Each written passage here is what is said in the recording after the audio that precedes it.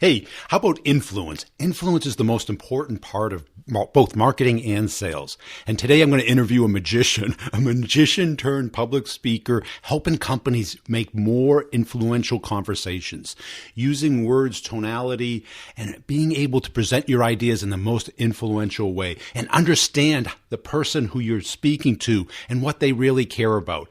So we're going to get into it with Tim David. He's a new author, or author for the second time. And he's got a new book out. His first book, Magic Words, was very influential with me, really taking the words that we have anchors to already and build them into our marketing and sales process. Let's get into the interview with Tim. But before I do, I want to make sure you're checking out the show notes where I have all the partners of the podcast who are help supporting it. Prezi.com. You got to check this out. This is the new way, the better way, the smarter way of giving presentations to tell your story in a very visual, graphical way and incorporate words into it, but get away from that slide after slide after slide boredom. And also, most of my partners have got big announcements. Pipedrive has email tracking now. Fantastic capability, so you can see when somebody opens and reads your email, clicks on a link to give you the intelligence of exactly how engaged they are in your email, or if they didn't open it at all. So you know if they didn't open it, send them another one. Hey, also, Nudge.ai just came out with a Salesforce.com adapter that's really cool to give you insights, ideas, how to connect with those people that are in your Salesforce.com database. They've got it for Gmail as well as SalesLoft and Outreach. So let's get into the interview, and at the end, I'll sum it up for us. Hey, Tim, thanks for joining us today. As a way of getting started, tell us a little bit about yourself. Well, my background is as a magician, and it makes a whole lot of sense. My mother was an accountant. My older brother became a sound engineer, works for Bose Speaker Corporation. My father was a physics teacher, so clearly magic was the path for me. It was right out of high school. It was a passion. It was a hobby, and it was a desire to turn that into a living. And it went against everything that I was taught. Everybody told me I needed something more realistic. And, I know that there are people listening who maybe find themselves in situations where, oh, you can't do that. It's not realistic. Or, why bother doing that? Or I tried and I failed, and you probably will too. And, for a long time, those people were right. I got to the point where I wanted to follow my dreams so much that I literally dropped out of college and just pursued it whole hog and failed, and I made a lot of mistakes along the way, had a few turning points. But, once I became successful as a magician, I realized that the skills that made me successful as a magician are the same exact skills that make really anyone successful at anything. If you want to move mountains, you've got to be able to move people. And that was sort of the secret sauce, the secret skill that got me out of the struggle and brought me to the other side, where I was doing, over 300 shows a year, making more than my dad, who, after teaching physics for a lot of years, he ended up working for the Navy and designing nuclear submarines for them. And it was really cool to sort of pass that as far as the income level goes as a magician. So, was able to sort of prove everyone wrong. But the real takeaway is the secret sauce. I really believe that the ability to move people to action, the ability to sell, the ability to influence really was my turning point. And when I figured out how to do that, when I sort of cracked the code, if you will, on how to really move people to action, everything changed. And now what I do is, to answer your question, Brian, is I now basically teach those skills in the form of keynote speaking. Sure, I weave in some magic tricks now and then to the speeches, but for the most part, I'm educating people and telling them how they can move others to action. So let's get into that.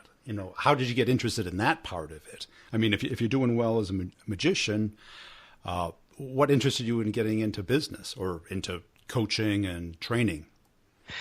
It started when other magicians were asking me, how the heck are you doing this?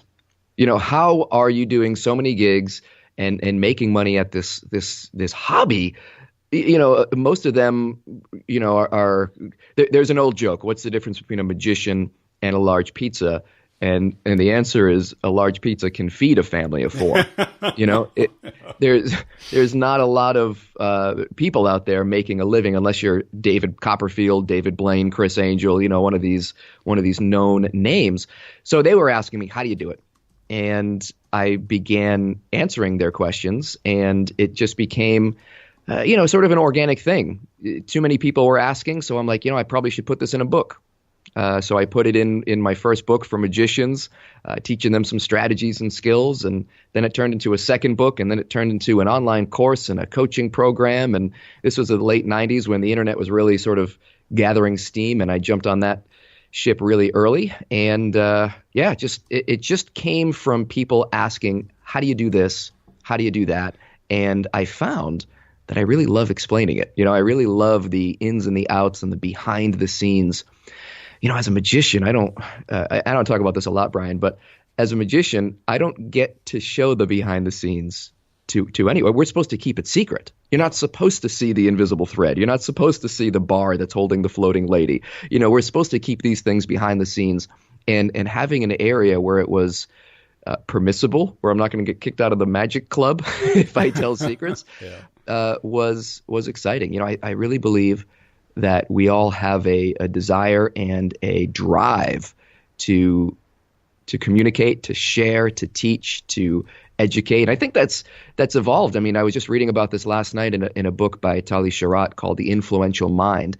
And she said that, it's an evolutionary thing. If we aren't driven to share and teach and expose our secrets to each other, then they stay in our heads, and then we die with them, and they don't get passed on to the next generation. So it's sort of an evolutionary drive to be able to teach and share. So I know a lot of your listeners probably feel the same way, that there's something they just love helping people. You just love helping people and reaching down and helping the next guy up. And it's an honor when somebody asks you to do it, and it feels really good. So yeah, I just enjoyed it. I loved it, and it was sort of a natural progression.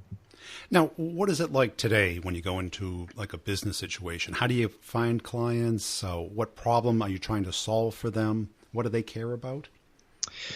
Wow. It's really interesting because I have a topic that is relatively general. And, if you don't know, obviously I speak on influence and moving people to action. And I have sort of a framework and a little bit of a secret sauce that we haven't talked about yet, Brian, that I teach them. And it's a general enough topic that people come to me from a few different arenas.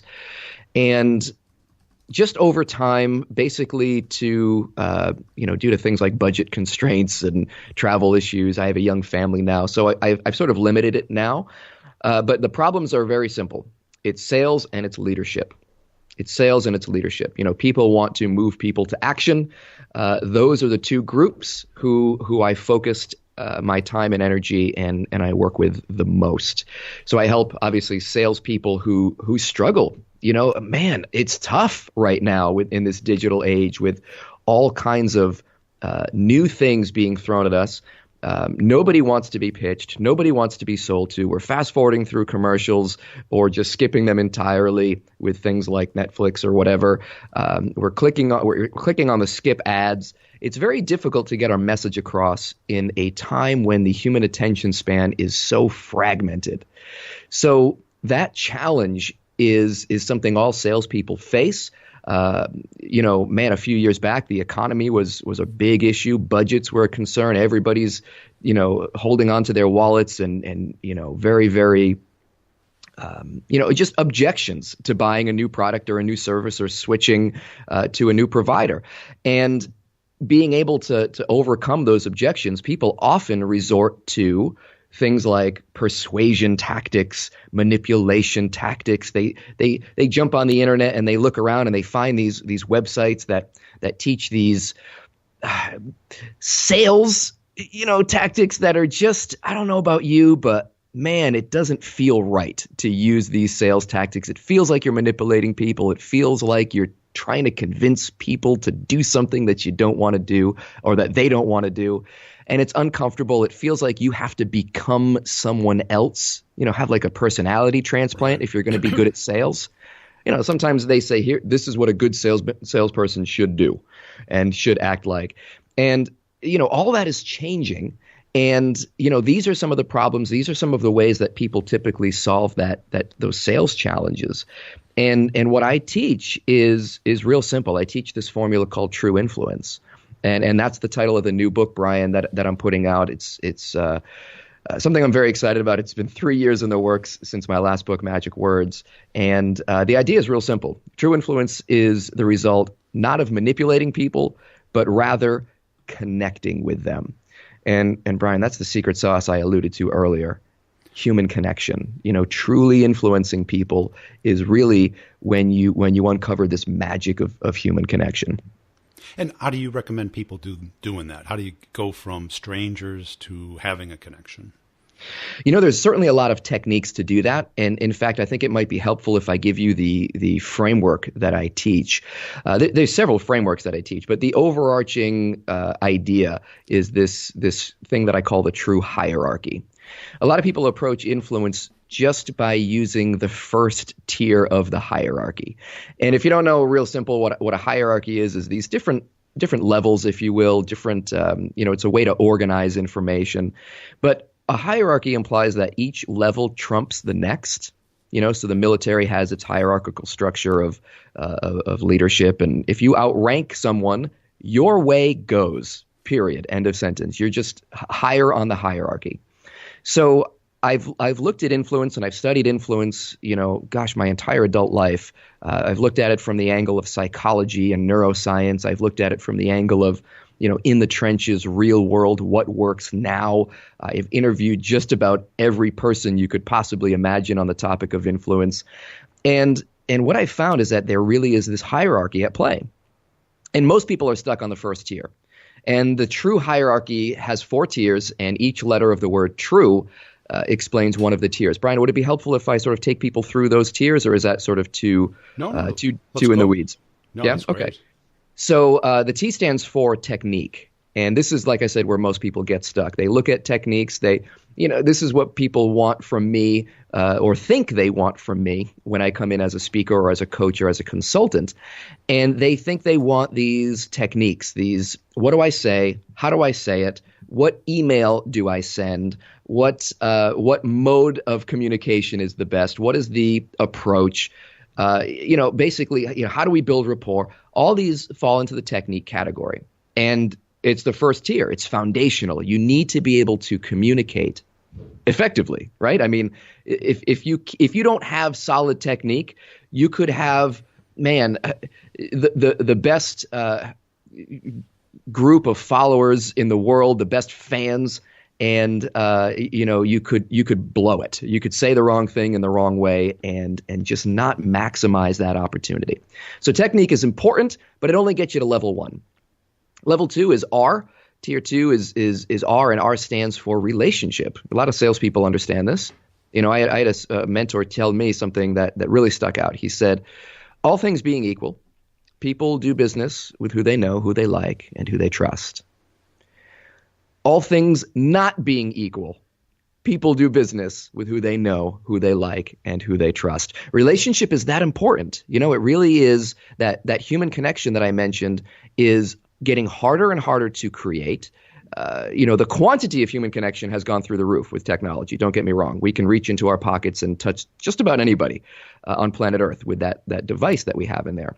And that's fantastic. It's wonderful. But as the quantity of human connection has gone up, the quality has come down. We're seeing a lot of researchers who are saying things like empathy is on the decline and narcissism is on the rise. And, people are less and less cared about, less and less they're caring about each other and more caring about themselves, and on and on and on it goes. So the relationship tier trumps technique because, again, if you're selling cookies to your mother for your school fundraiser, she's going to buy them from you. She might be able to get cheaper cookies at Walmart.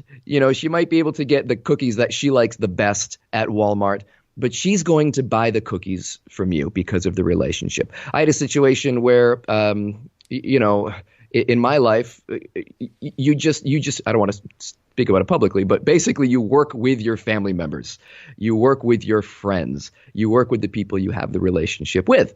So certainly there's a lot of technique, if you will, that build relationship and rapport, but it does feel kind of strange, Brian. Tell me if you agree, to talk about relationship in the terms of techniques. They sound like they're very different things, don't they? Yeah, they do. And I think people are forgetting those two stages today. I think people are jumping to the pitch because it used to work, but the volume of the number of pitches has grown exponentially because it's so easy to do it today. Yeah, that's why I really believe that I keep calling it the secret sauce. I really believe that this element of human connection is not just something we're kind of forgetting. Oh yeah, I probably should remember to think about them as a human being and be a little more vulnerable and try not to be, fake it till you make it, and all the human connection strategies and techniques that I've taught over the years. But it also is a skill that certainly isn't being taught.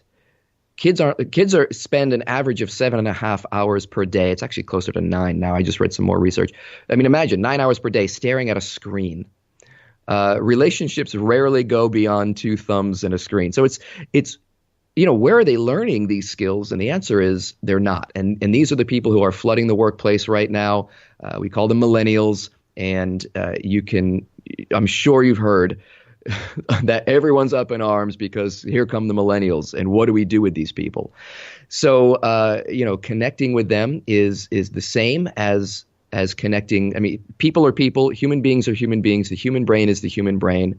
And there are some foundational, fundamental methods and ways to do that. So, but that's the relationship tier. That's where, this isn't a chronological step. Remember, this is a hierarchical. So we don't sort of start with the technique and then progress to relationship. Relationship trumps technique. It's more powerful, and maybe we should consider it first. However, there's 2 more levels. So it goes beyond this. Many people sort of stop here and they gravitate towards the people that they have relationships with. They hit it off with some people. They don't hit it off with others. And they are robbing themselves of this entire population of people that they could connect with if they just get to the U tier. And U stands for understanding. Understanding is basically the idea that you know what people want almost more than what they know themselves, if that makes any sense. You understand things like how they make decisions, not just them as individuals, but how the human brain makes decisions. And really, maybe it might be, I always feel like I'm getting too detailed here and nerding out a little too much, Brian, but I think it might be helpful to talk about the 3 levels of understanding as well, because you can understand human beings, human behavior, and you can read tons of books by Malcolm Gladwell and Daniel Pink and Simon Sinek and Daniel Kahneman and Robert Cialdini and, all these popular psychology authors and dive really deep into the woods and understand what makes people tick. But then, you go to a different country or you speak to someone from a different culture, and there's something different there. There's cultural concerns. So you got to understand people not just on a human level, but also on a cultural level. And then finally, the 3rd level is the individual level. Some people are just quirky. You got to understand people like, hey, you know what? This client over here probably shouldn't call him before 10 a.m. because he hasn't had his coffee yet, or whatever. He's on the West Coast, blah, blah, blah. So I think those levels of understanding all add value to the influence process. The more you understand, the better. Sure, you don't have to, right? I mean, there's a lot of salespeople out there who are just intuitive. They just get it. They don't understand why the things they do work, but they do. And then they try to teach it to other people, and it's a mess. I mean, it can't be replicated because they don't really, truly understand how they hit it off with people, what it is that they're saying, and how they're really just poking that person in the brain in such a way that makes the influence take place. It alters the decision. It guides the purchase to a place where, hey, influence is happening. So that's the U tier, Brian. Helpful so far? It is. I'll wait till you finish, and then we can kind of dive into how do you apply it. Perfect. So the E is the one where a lot of people sort of get lost and get stuck, and this is something that stands for ethics.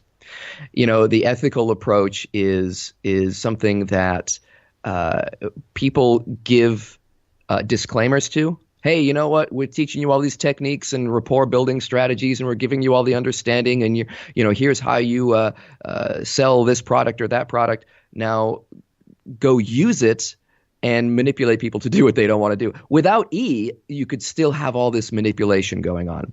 So the ethical standpoint is really simple, and this drives salespeople crazy. You can't influence someone to do something that they don't want to do. Now, I'm overstating. You probably can. You don't want to. The only ethical form of influence is convincing someone to do something they already want to do. Now, what good is that, right? What's the point? They already want to do it. Well, I'll tell you, I don't know about you, Brian, but there are things that I want to do that I don't do. I want to go to the gym. I want to eat healthy. I want to, improve my my holdings in the market, and I want to do this and I want to do that. But either I don't get around to it or whatever. I need a nudge. I need someone to help me get over my short-term fear or objections so that I can enjoy the long-term benefits. And I'm very grateful for those people who have influenced me and mentored me and advised me along my own journey. So that's the idea. And this idea of ethical influence, is not just a disclaimer like, oh, you want to be a nice person because it makes me feel good. No, it actually makes you a better influencer. All the research is coming back. All the science is coming back. When people study this and when people look at this, people who sell and have high ethical standards do better. They're more influential. They sell more product. Short-term, long-term, everywhere in between, it is self-serving to be an ethical influencer. So that's the true hierarchy, Brian. I'd love to unpack it and give you some ways to apply it each step of the way. I'm sure that we can find ways that people can take and use right away. Well, let's take it like the classic use case where you're trying to get into a new account and they don't know you. You really don't know them. You may not even know they have the problem that you solve. What would your approach or coaching be around that? I have an interesting industry where, as a thought leader, my best approach that I found is to ask for help in some form. So that for me, I'll just kind of give you some ground level specifics. For me, that might be, hey, there's this person that I want to connect with, and it's total stranger, lot of gatekeepers, borderline celebrity type people. And I approach them and I say, I need your help. I'm doing an article, I'm doing a book, I'm doing something, and I would like to interview you. So that's a tool that is in my toolbox. But really, there's any number of ways to ask people for help. As I said earlier, people are compelled to share information. If you can ask a 5-minute favor of someone and really connect with them in that way, then that's a good starting point. People do love to help. My first book was called Magic Words, and I did a whole chapter on the word help. People love to help. Nobody likes asking for help. There's this huge opportunity. When you're asking them for help, you're doing them a favor. You're giving them an opportunity to do something that they're psychologically driven to do. So that's a starting point. And again, a super fast thing might be, hey, can you connect me to so-and-so on LinkedIn? Can you introduce me to so-and-so? Can you, review, this book or product or whatever.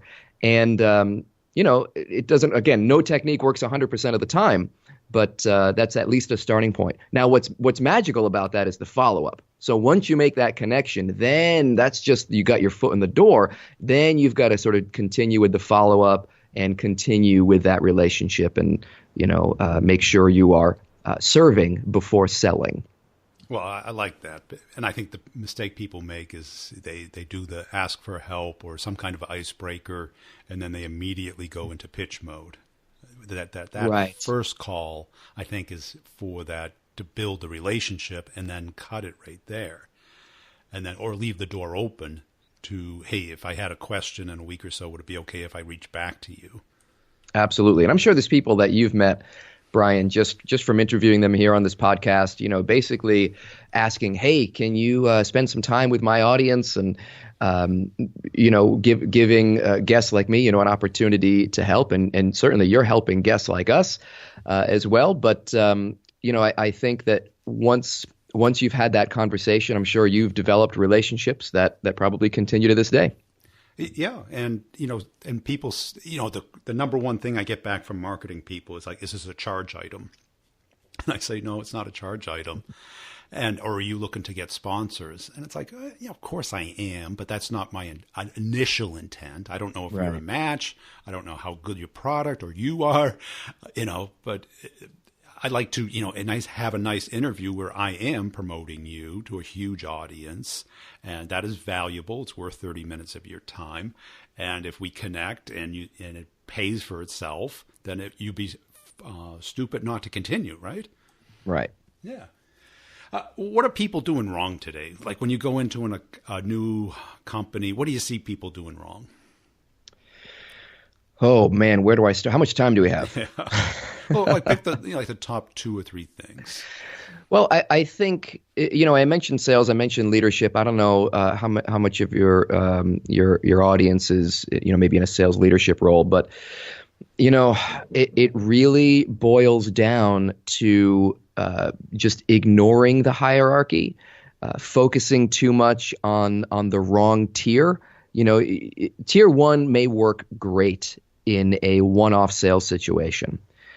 And so suddenly, right, you're selling, you're doing great, you have wonderful numbers, you have solid technique, you've got a great pitch or whatever it is, and it seems to be working on these one-off situations.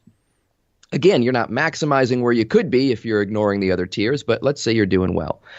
You're doing so well that somebody wants to promote you to a leadership position, some kind of sales management where they put you in charge of other salespeople, and now you're responsible for coaching,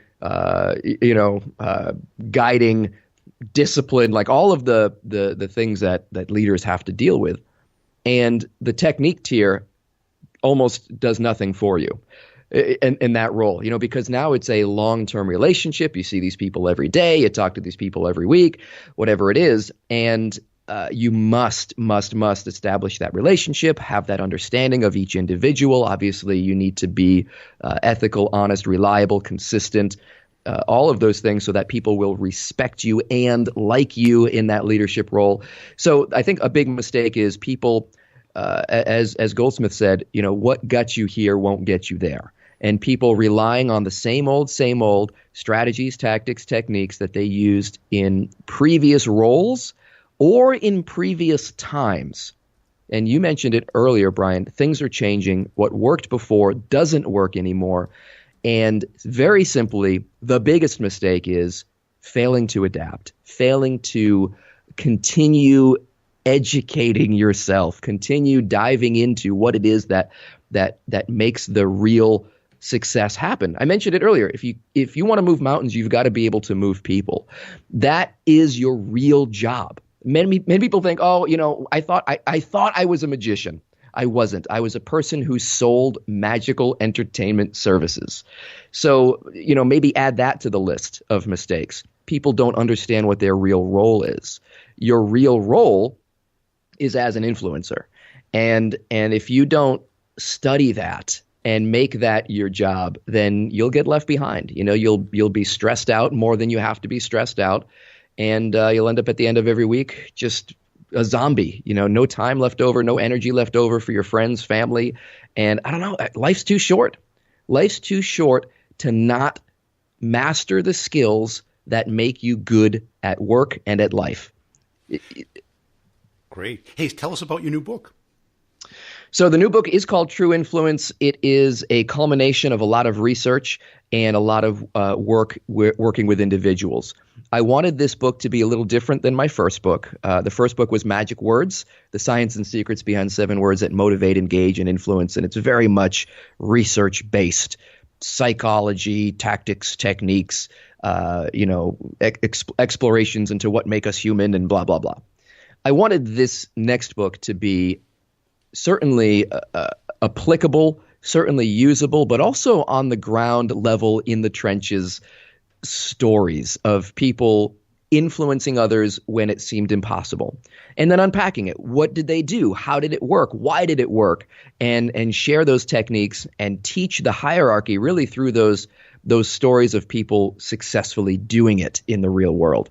So again, I've been fortunate to interview, all the experts, Cialdini and Dan Pink and Dan Ariely and all the people who write about this and teach this. But I've also interviewed a lot of CEOs and salespeople and, politicians and really just people who are using this stuff every single day in many different ways, down to the level of just parents who are trying to get their kids to eat their vegetables, really just what is it that works and how can we apply it? How can we use it? So that's what the new book's about. Again, it's called True Influence, The Magic of Human Connection.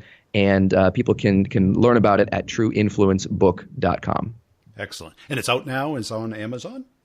It'll be out December 5th. I'm not sure when people will be listening to this. So if you are listening to this before December 5th, you're lucky because I have a ton of pre-order bonuses that I'm offering to anyone. So you get the cheapest price and you get a bunch of extra goodies, and that's pretty exciting. Hey, I hope you enjoyed that interview. Definitely check out his book. Also, if you're in sales, check out the first one, Magic Words. Being able to use words in a very powerful way and using that word help. I'd like your help. I'd like your input. All of these things, people love to share. People love to help out. The key is to not pitch after they give you the help. You appreciate it, and then you give ask for the door to be opened again. May I call you again if I have an additional question? I promise I won't take more than 5 minutes. Almost everybody will do that. Everybody wants to help. Everybody appreciates when they give something, that you give something back to them. Also, hey, I want to make sure you're checking out the show notes. Got great stuff coming up. This week on The Brutal Truth About Sales and Selling, we're talking about what's the difference between the B's and the A players, those sales conversations. We're going to get away from the mindset and skill set, but what really happens when they're one-on-one with the client and how to really differentiate themselves and close those deals, because that is the differentiator. We do so much to get those meetings, to get those conversations started. And I'm actually building a course about this. It's called Start the Conversation, Get the Meeting.